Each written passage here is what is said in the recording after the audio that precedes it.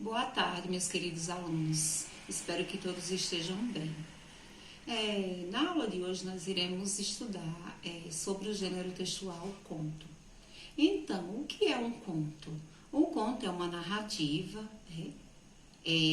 um texto, que apresenta personagens, narra uma história, um acontecimento, em prosa de melhor extensão, no sentido estrito de tamanho, ou seja, é uma narrativa breve. Ela não é muito longa, ela é breve, quer dizer curta. Que características tem um conto? Entre suas características estão a concisão, a precisão, a densidade, a unidade de efeito ou impressão total. O conto precisa causar um efeito singular no leitor, muita excitação e emotividade. E ao escritor dos contos, a gente dá o nome de contista. E o tipo de conto que nós iremos estudar, que tem no livro de vocês, é o conto psicológico. Então, o que é um conto psicológico? É uma narrativa cujo fato principal sempre está relacionado às lembranças e sentimento dos personagens, o que acarreta a predominância do tempo psicológico que flui de acordo com as emoções. A apresentação do enredo pode não seguir a ordem natural dos acontecimentos, já que o tempo das emoções não é linear. O espaço físico também é marcado do ponto de vista de como são sentidas as experiências. Aí a estrutura do conto, ela se dá como? É dividido em 5 partes, Primeiro nós temos a apresentação, a introdução, que é onde se faz a descrição de espaço e personagens, onde você vai fazer a apresentação. Por exemplo, era uma vez uma menina que vivia com seus pais, numa linda casa. Então aí você vai fazer essa apresentação. Aí a complicação é o quê?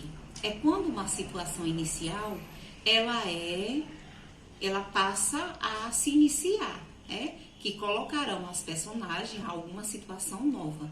Então, você vem contando, fazendo a apresentação, e de repente você vai agora já entrar no enredo, no acontecimento. E aí você vai contando.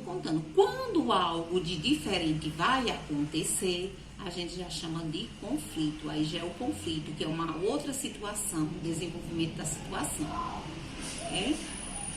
E depois do conflito, que como eu falei, é quando muda, algo diferente acontece na história, para depois vir o clímax. O que é o clímax? O momento de maior intensidade, depois do qual é possível prolongar o conflito. Então, é quando, por exemplo, numa novela, não tem toda semana, todo dia, aliás, quando termina, que fica na parte melhor, aí termina o capítulo para reiniciar no outro dia. Então, esse é o que a gente chama de clímax, é aquele ponto culminante da história em que todo mundo quer logo saber o que é que vai acontecer.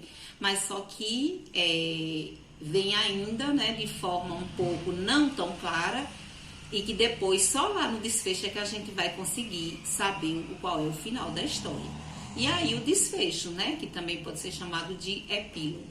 Solução final do conto com prêmio ou castigo, isto é, vitória ou derrota do protagonista. Então, aí é o que a gente chama de desfecho da história. Modernamente, a estrutura do conto não é seguida tão fielmente. Pode haver inversão na ordem de suas partes ou omissão de algumas delas. Então, tem a sequência linear e não linear. Então, linear é quando ela vem uma sequência lógica, Cada fato, é decorrente do outro. Mas não linear, às vezes, pode haver essa alteração. Por exemplo, a introdução é, na maioria dos casos, omitida com seus elementos distribuídos ao longo do texto. A preferência é por inserir o leitor de imediato na ação, com início repentino, sem aviso. Um conto é construído com linguagem objetiva, direta, privilegiando as ações. Um conto pode ainda ter a preponderância das reflexões do narrador, levando em conta muito mais os sentimentos e pensamentos do que as ações. O narrador é um ser fictício, produzido pelo autor para que conte a história. É a partir do ponto de vista do narrador que os fatos são relatados. O conto pode ser narrado em primeira ou terceira pessoa. ou seja, os verbos ele ou eles, né? Ou também, quando a pessoa faz parte da história, pode ser também eu ou nós, né?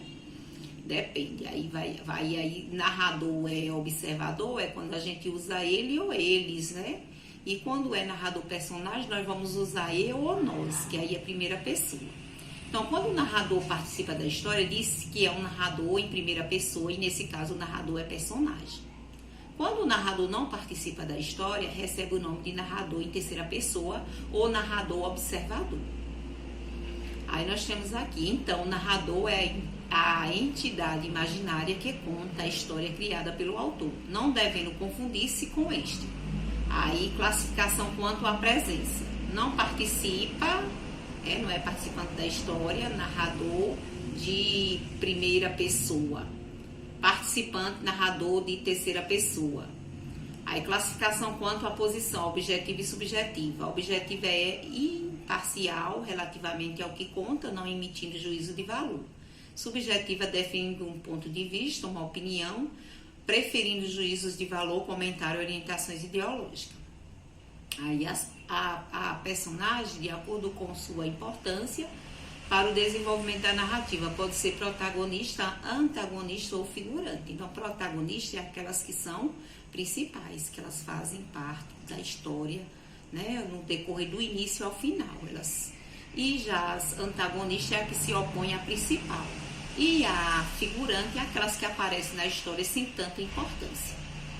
Então, o protagonista é a personagem principal. Geralmente é aquela com que o leitor tem empatia, isto é, a vida da personagem e o núcleo do enredo.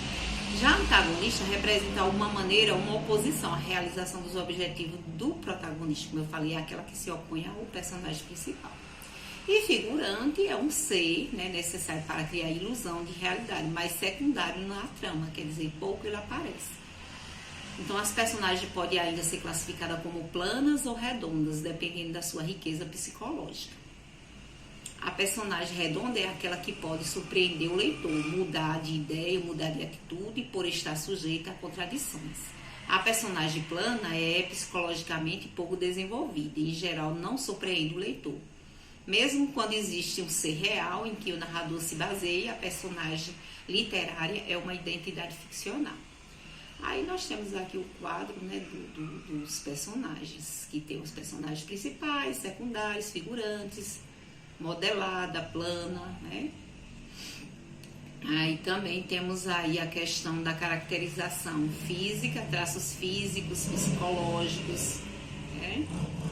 Aí tem que ter um tempo também na narrativa, né? O tempo histórico, no ano, o século em que se passa a ação, ou há muito tempo atrás, tem as marcas de tempo, né? Não interfere na extensão do conto, pois qualquer que seja a dimensão do tempo real, ela se modifica de acordo com o enfoque que o autor pretende dar ao seu texto. Um único minuto pode entender-se por várias páginas, estender por várias páginas. Um ano inteiro pode estar contido em um só parágrafo. Então, aí são as marcas de tempo. Além das marcas de tempo do tempo que tem que ter, tem um espaço, que é o lugar onde ocorre a história, né? Algumas vezes o espaço é descrito em detalhes, outras vezes a descrição é apenas genérica. E aí, como nós vimos, os narradores, que é o tipo de discurso, se é discurso direto ou indireto,